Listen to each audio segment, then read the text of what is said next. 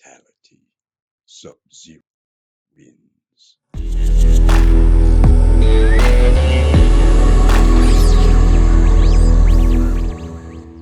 Be sure to check out Agelessgeeks for your figures and collectibles. This video and YouTube channel is rated PG-13, so that means this channel is not for anyone under the age of 13. So what is going on, my fellow collectors? How is everybody doing today? Daredevil 19 here, and today we're going to be taking a look at the Storm Collectibles Mortal Kombat 3. Sub-Zero. So let's get into it right away and take a quick look at the box. So as you can see here, we do get the basic style box when it comes to Storm's Mortal Kombat line. So we do get the one right there in the front of the box. On the top does say ages 17 and up, Storm Collectibles 112 Action Series, even though this figure line is not an actual 112 scale line. Gosh damn liars. And then the bottom of the box here says Mortal Kombat Sub-Zero, and then we do get that really dope image of the character on the bottom right there. Then the bottom of the box here, we do get the barcode and blood plus, so nobody cares about. Then here is the top of the box. And then the one side here with a dope image of the figurine. Then the other side does have the continuation of the image from the front of the box, which looks dope AF. And then the back of the box here to show a bunch of really cool poses you can get this figure into, along with some of the accessories. But anyway, that is the packaging. Let's get this Sub-Zero open and take a closer look at this figure, who probably has one of the coolest accessories I've ever seen with a figure, even though it is pretty damn brutal, but also awesome at the same time. Alrighty, taking a closer detailed look, and this Sub-Zero is awesome, man. There is a few issues, well, pretty much the same issues we did have with the MK3 Scorpion, but I also have an issue with this Sub-Zero that I did not have with the Scorpion, and that is blue paint rub, mainly on the legs, so you have to be careful of that, the blue rubbing on to the black areas on Sub-Zero here. It mainly happened with my legs. You can see some of the blue paint rub right there when you articulate the legs up and stuff like that, so you do have to be cautious of that. Another issue is, just like with Scorpion, the mask does fall off very easily, which does get very annoying when you're trying to pose the dude around. But besides that, like I said, it's the same exact figure as the MK3 Scorpion, and it turned out great, man. I do like the more lighter blue that they went with this time. The sculpt looks great on the head. We have the very light blue eyes right there, which look pretty cool. I think the mask looks fine. I know a lot of people had an issue with the Scorpion mask, but I think the masks look fine, man. They look pretty cool. And then we do get these seams on the top of the head running all the way down to the back right there, which look dope. And then for the torso here, we do get the more, it is a softer plastic, but not as soft as the MK1 Ninjas or Sub-Zero, so it will restrict some of the arm articulation and some of the torso articulation, just like with Scorpion there. And I do notice some like black paint smudging on the blue right there, but the black lines are painted alright. Not perfect, but good enough, you know what I mean? We do get some very nice sculpted wrinkles all throughout the vest piece as well. Same with on the back. We do get some sculpted wrinkles on the black clothing underneath as well. Then the arms, I think, turned out great. Nice sculpt work on the muscle definition. They do have those tiny little dots all throughout the skin tone to give it that realistic type look. The elbow joints blend in really nice. Then we do get the gauntlets, which are separate pieces, just like with Scorpion. Nice sculpted wrinkles on the black part there as well. And you can move them around whichever way you want. That's something I do like about the gauntlet pieces on the Ninjas. Then this is a softer rubbery type plastic, will get out of the way of the articulation, but since the vest piece is connected to like the butt crotch type piece, it's gonna restrict some of the waist articulation, which we'll go over later. But the legs turned out pretty good too, where the blue meets the black. The paint's pretty clean. We have a paint speck over here of the blue, same with over there and over there, so not perfect, but I mean, it's alright. It's not too bad there. Knee joints look pretty good, and then we do get the shin armor, which looks pretty dope, and the black paint's nice and clean on those there, and we do get sculpted wrinkles in the straps on the back of the legs right there as well. And then the feet, nothing too crazy going on there, and nothing on the bottom of them either. But overall, if you like the MK3 Storm Scorpion, you're gonna like this Sub-Zero. Personally, for me, I do like the accessories a lot more with this Sub-Zero compared to the original Sub-Zero, but he looks great on display with the other Storm Mortal Kombat figures. Yeah, there's a few issues here and there, but it's still a cool figure, and the detail I think turned out pretty good. But anyway, let's continue on. Moving on to the accessories, Sub-Zero is included with some of the coolest accessories I've ever seen with a figure. So what we do get a blood effect on the bottom left there. Then we do get the poking the eyes out effect with blood as well. Then we do get a spine with a skull that's still all bloody. And then we do get his ice effects as well. So we do get this blood effect here. And when I first opened the box, I was like, what the hell is this for? Then I realized it's for his right foot. You put the toes on this side, and it looks like he's kicking someone's face in and blood is shooting out, which I'll show you how to set that up shortly, and a picture will pop up to show what it looks like. This is such a dope accessory. It's a very nice red translucent plastic.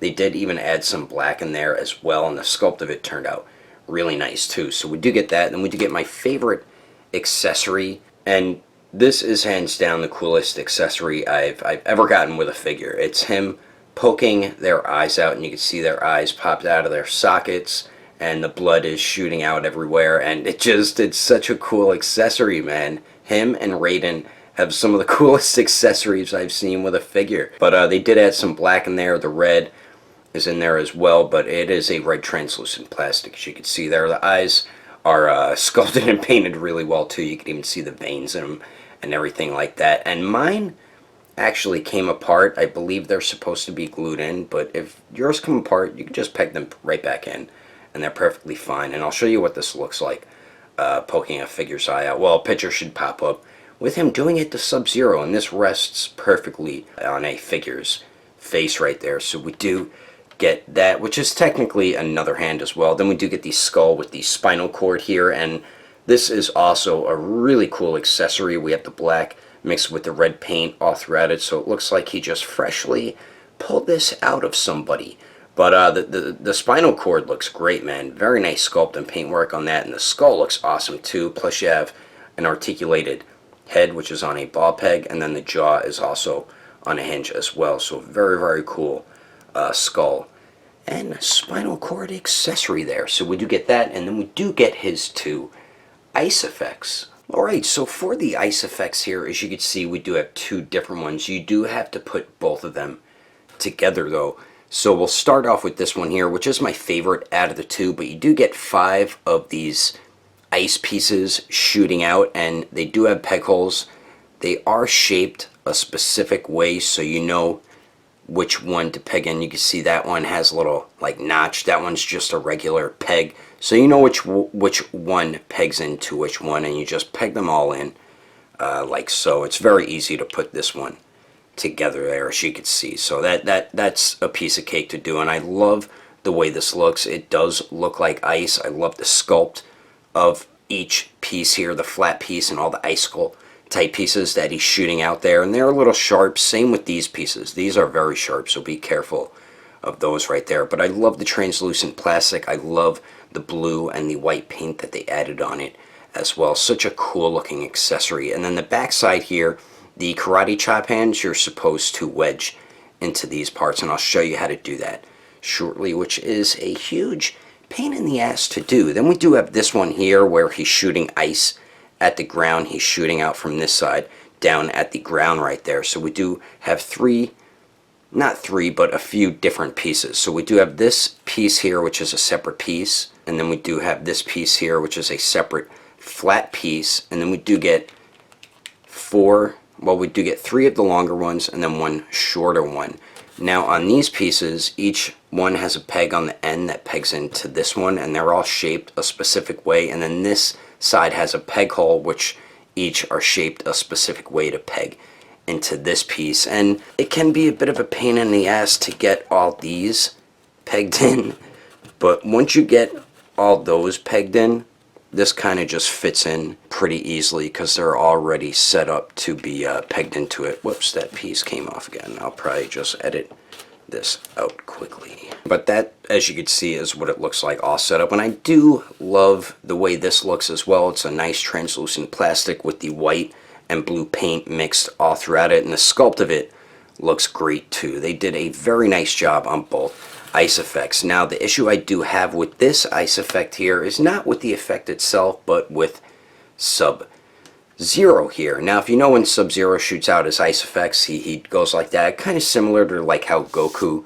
shoots out a Kamehameha effect, but since the vest piece is such a thicker plastic and not as rubbery as the Mortal Kombat 1 ninjas or Sub-Zero, it's a bit difficult to get his arms together to make it look like he's shooting out an ice blast effect. The best you're going to be able to do it is probably that much right there, which kind of sucks. I mean, it still works, but I wish I could get his hands closer together, but the vest piece is definitely restricting the arms from doing that, so that is a bit disappointing. But let me show you real quickly how to set up this effect onto Sub-Zero. And the way you use this kicking blood effect is very simple. So you're gonna have Sub-Zero kicking an opponent, and all you do is just kind of pop it right onto his foot right there, and it stays on there. It's not going to fall off or anything like that, so then you could have it look like he's kicking someone in the face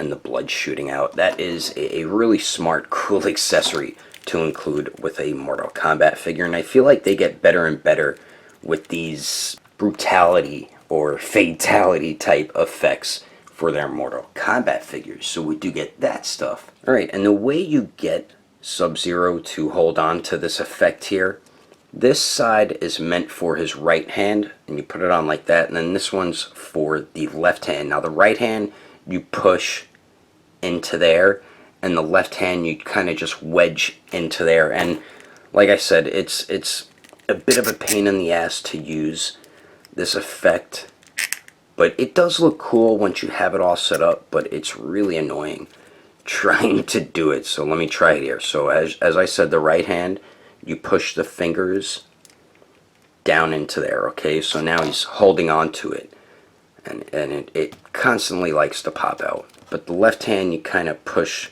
and wedge the fingers in that one, and then he just holds it on his own. As you can see, the right hand kind of popped out, but both hands or either hand can really hold up that ice effect, and it it is a cool accessory once you take the time to get him in the right pose shooting out that ice effect. So we do get the cool ice effects, and then we finally get, not counting the poking the eyes out hand, we do get a total of 8 alternate hands. And starting on the top right here, we do get a pair of fists, of course, which do come on the figure out of the packaging. Then we do get a pair of gripping hands, and these are meant for him to grip onto the spinal cord for the skull and spinal cord accessory, of course.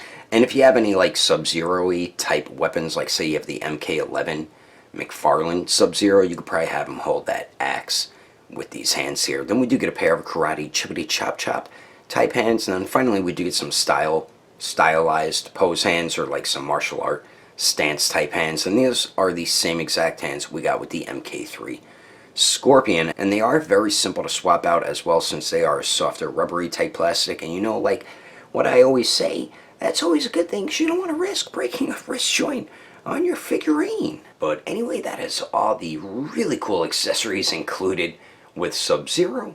Let's keep moving on with the rest of the reviews, shall we? Now for the height of Sub-Zero, to the very top of his head, it looks like he stands about 7 inches tall. And then here he is compared to the Storm Collectibles Mortal Kombat 1 Reptile, the Mortal Kombat 3 Scorpion, Baraka, and Goro. And I think he scales well with more of the newer figures. You can see he is a tad bit taller than the MK1 ninjas here. And then here he is compared to the Variable Action Heroes Time Skip Zorro, the NECA Ultimate Edition Jungle Hunter Predator, the NECA Original Movie TMNT Leonardo, and the Storm Collectibles Injustice version Bane. And then here he is compared to the Storm Collectibles Sector, the Marvel Legends Retro Series Deadpool, the Mephix Justice League Batman, and the Figma Black Swordsman Guts. And then here he is compared to the SH Figuarts Awakened Warrior Super Saiyan Goku and the Mezco 112 Deadpool. Anyway, there's some quick comparisons. Let's keep moving on with the rest of the review.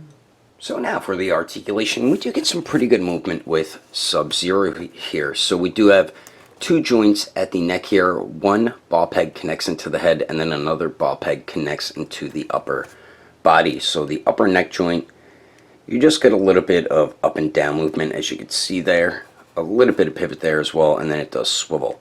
Also, that joint kind of like pops up and down for some reason. I don't know why it does that. And then the lower neck here, you can move forward. With both joints, you can get them to look down pretty good. With both joints, you can get them to look up not too much. So not the best upward head movement there. And then you do get pivot out the lower neck. There goes that gosh damn mask. And then it does swivel down there as well. And that joint is pretty tight, as you can hear it making that tightness sound while I articulate it. Then we do get a point of articulation at the torso and the waist there, and as I mentioned, since that crotch piece is connected to the vest piece, it does kind of mess with the torso and the waist articulation, but with both joints going forward, yeah, you can get them to crunch forward really well, so going forward definitely is not an issue. Then both joints going back, he does go back pretty good also. The torso joint does pivot there, but as you see, the vest does restrict it from going any further as I'm showing you on the camera. The waist here pivots much better, actually, as you can see right there. And then you do get swivel, but it is going to get restricted by the vest piece. I feel like, see, you can get, what the hell's that all about? The leg just randomly popped off? Come on, man, what the hell, Storm Collectibles? But, the waist does swivel, but having all this connected restricts it from going any further, you know what I mean? So that is a bit of an issue with the vest piece for these MK3 ninjas here. Then we do get a nice shoulder joint. As you can see there, you can move it in a circular motion, and then the arms do go out to the sides. A lot more than 90 degrees, so that's definitely awesome. They do go up and down. We do have true bicep swivel, double jointed elbows that do bend in a little more than 90 degrees. And then the wrists here, we do have a ball hinge, so it does swivel and hinges back and forth there. Then for the legs here, like I said, when you articulate these, you need to be careful because you're going to cause some paint rub on the upper thigh there. But Sub-Zero can kick forward a little more than 90 degrees. Goes to the back. Is that joint popping off again? I don't think it is. Goes to the back a really good amount.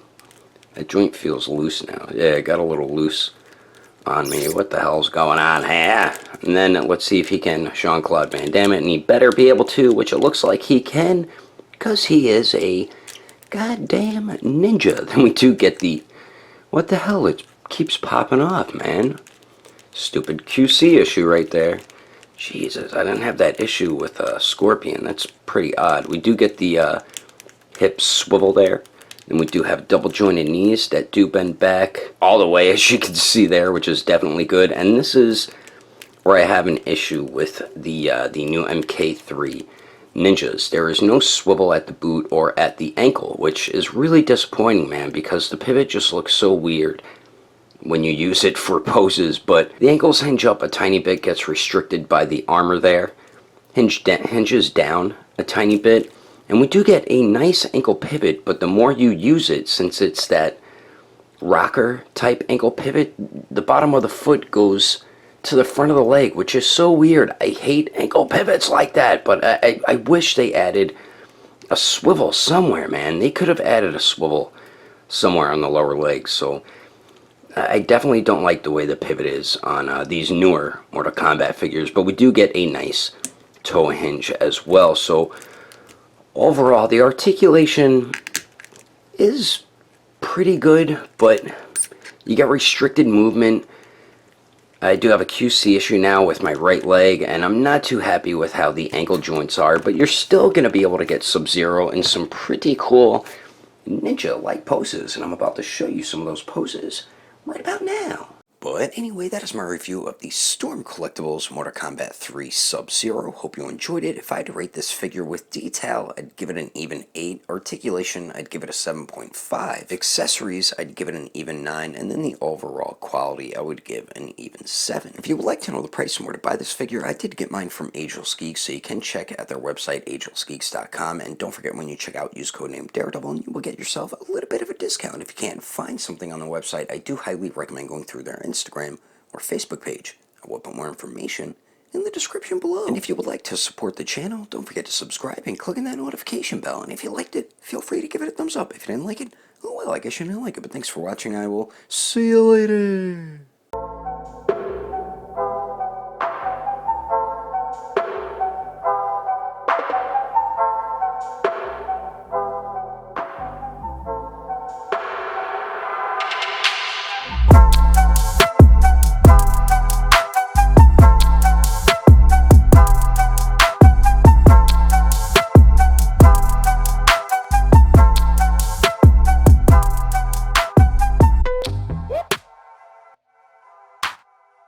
Action series, even though it technically is not a 112 scaled figurine. Should have said size, not scaled. Damn it. The Storm Collectibles Mortal Kombat 1/2 Reptile. The Storm Collectibles Mortal Kombat 1 Reptile. The Mortal Kombat time skip Roanoa Zoro. The NECA original. Whoa, that's ultimate. He is the original TMNT movie turtle. Storm Collectibles Sector, the Marble Legends, marble, poking the eyes out / blood affleck. Damn you!